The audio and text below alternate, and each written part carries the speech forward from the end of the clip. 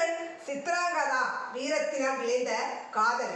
மணிப்பூர் நாட்டின் இளவரசி சித்ராங்கதா அவளுடைய தந்தை அவளை ஒரு ஆண் மகனைப் போலவே வளர்த்தார். அவள் போர்க்கலையில் வல்லவன்.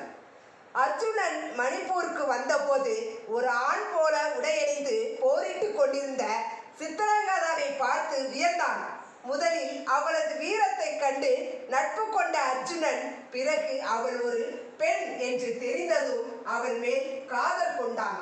ஆனால் சித்ராங்கதா தன் சுயமரியாதையை விட்டு கொடுக்கவில்லை. என் வீரத்திற்காக என்னை நேசிப்பாயானால் மட்டுமே என்னை ஏற்றுக்கொள் என்று நிபந்தனை விதித்தார்.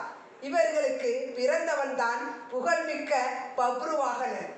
அழகுக்கு மயங்குவது மட்டும் காதல் அல்ல, வீரத்திற்கு பணிவதே உன்னத காதல். அர்ஜுனன் சித்ராங்கதா காதல் நமக்கு சொல்வது இதுதான். காதல் என்பது மென்மையில் மட்டுமல்ல, துணிச்சலிலும் இருக்கிறது.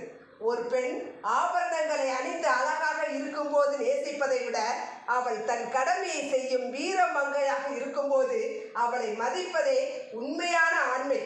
வீரம் மிகுந்த பெண்ணின் இதயத்தை வெல்வது ஒரு போரை வெல்வதை விடவும் கடினமானது.